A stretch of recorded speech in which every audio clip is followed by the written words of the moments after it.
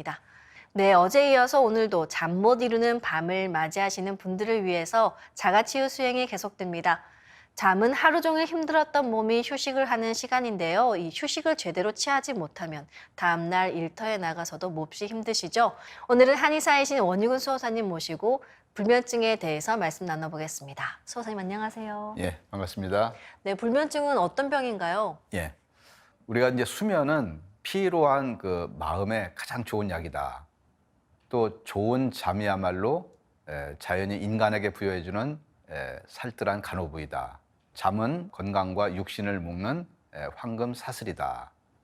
자, 이런 잠에 대한 그 명언이 굉장히 많은 만큼 수면의 중요성에 대해서 모두가 잘 알 것입니다. 사람은 인생의 3분의 1 정도를 이제 잠자는 시간으로 이렇게 보내는데요. 그만큼 이제 잠을 우리가 어떻게 잘 자느냐에 따라서 행복하고 건강한 삶에 있어서 굉장히 중요한 그런 문제라고 볼 수 있습니다. 그렇지만 이제 건강보험 우리가 통계에 따르면은 우리나라 불면증 환자 수는 이제 꾸준히 증가를 하고 있는데요. 자, 2021년도에는 약 68만 명이 불면증으로 고생하고 있는 것으로 나타났습니다.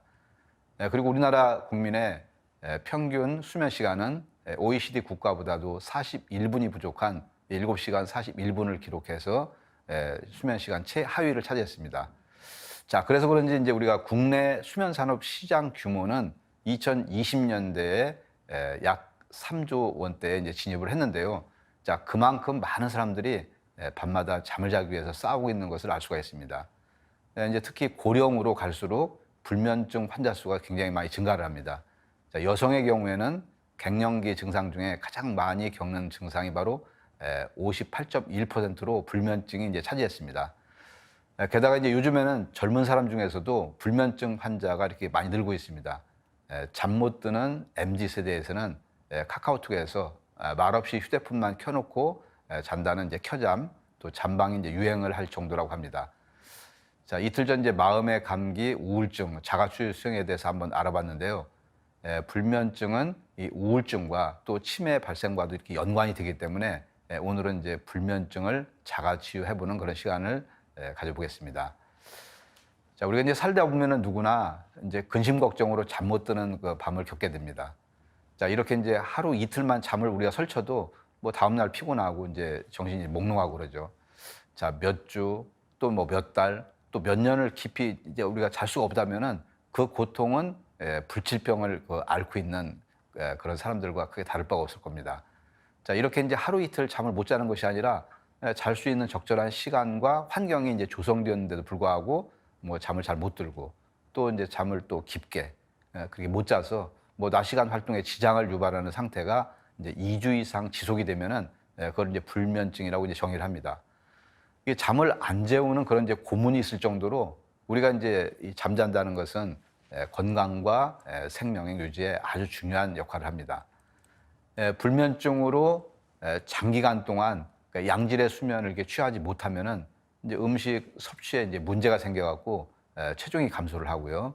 그 다음에 또 체온도 떨어지고 또 피부 장애도 생길 수가 있습니다. 또 이제 불면증을 앓으면은 일반인보다도 급성 심근경색과 뇌졸중이 올 확률이 2배, 또 고혈압은 2.4배, 또 심부전이 올 확률은 3배나 이게 높아집니다. 그래서 불면증이 심한 경우에는 사망에까지 이를 수가 있습니다. 자, 이 불면증은 여러 가지 원인으로 해서 이렇게 발생을 하는데요.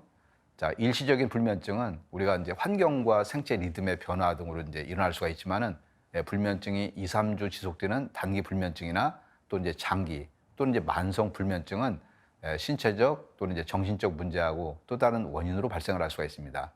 자, 지금부터 이제 몇 가지 원인을 한번 살펴보면서 자가 수행, 치유 수행하는 것을 한번 알아보겠습니다. 며칠 전 이제 우울증 치유 수행을 할 때 우울증을 앓으면은 몸에 산소 공급이 이제 덜 이루어진다고 말씀을 드렸는데요. 반면에 몸에 산소 공급이 잘 안 돼도 우울증이나 불면증이 올 수가 있습니다.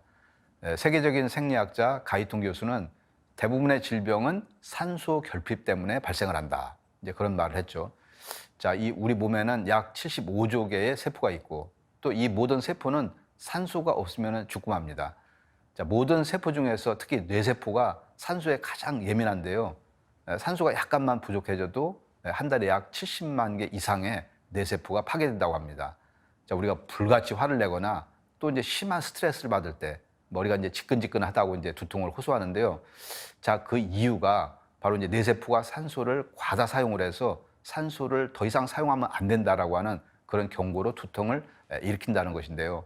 자, 이럴 때 진통제도 좋지만 호흡 수행을 하면서 마음을 가라앉히고 몸에 산소를 공급하는 것이 아주 좋습니다.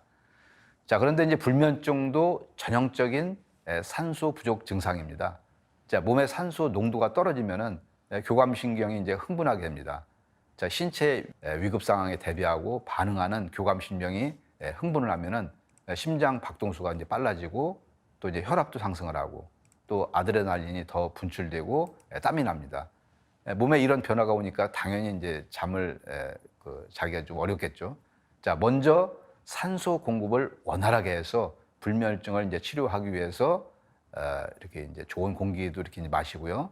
그리고 이제 또 폐와 코에 비침과 설료화를 꽂고서 수행을 하시면 됩니다. 자, 꽂을 때는 왼쪽 폐에 이제 왼 위옆, 왼 아래옆하고 그다음에 이제 오른쪽 폐에 오른 위옆, 오른 중간옆, 그리고 오른 아래옆에 여기에 이제 비침과 설료화를 각각 꽂으셔도 되고요. 아, 이제 너무 복잡해서 난 잘 모르겠다. 이제 그러시는 분들은 오른쪽 폐 전체에다가 하나 꽂고 왼쪽 폐 전체에다가 하나 꽂으셔도 됩니다. 그리고 이제 기관지 끝부분에는 이 포도송이처럼 이제 공기주머니가 붙어 있습니다. 자, 이 부분을 우리가 폐포 또는 이제 허파꽐이라고 하는데 공기와 혈액 사이에서 산소와 이산화탄소의 기체 교환이 이렇게 일어나는 기관입니다. 자, 이게 폐포까지 이게 치유가 된다. 그런 이제 생각을 하면서 폐 안쪽에서 바깥쪽을 향해서 이 비침과 설료화를 여기도 꽂고요. 또 코 안에는 비갑계가 이렇게 부어서 산소 공급이 잘 안 되기도 하는데요. 화면을 보시면서 코 안 비갑계에도 비침과 설료화를 꽂으시면 되고요. 그리고 이제 평소 호흡 수행을 깊이 하시는 것을 다시 한번 추천을 드리겠습니다. 이제 한의학에서는 불면증의 이제 근본 원인을 이제 오장육부의 이제 부조화로 인해서 이제 뇌의 지장을 이제 초래하는 것을 이제 보는데요. 자, 오장육부 중에서도 특히 심장과 비장, 담과 이렇게 관련이 있습니다. 구체적으로 말씀을 드리면요. 자, 스트레스가 비장과 심장의 기운의 흐름을 막는 사결불수, 또 스트레스로 심장과 담의 기운이 부족한 심담 허겁, 그리고 이제 과루나 병환으로 기혈이 부족해서 심장의 기운이 약해지는 영혈 부족. 자, 이렇게 기혈 부족이 심해져서 음허하게 되어서 허열이 나는 음허내열로 이게 진단을 합니다. 그러니까 종합해서 보면은 우리가 심장과 비장과 담의 기운이 막히고 이제 부족한 건데요. 자, 그러면 이제 심장과 비장, 담에도 비침과 설료화를 꽂아보겠습니다. 화면에서 보시는 것처럼 심장은 위쪽에 우심방과 좌심방, 아래쪽에 우심실과 좌심실 이렇게 이제 4개의 방으로 이루어져 있습니다.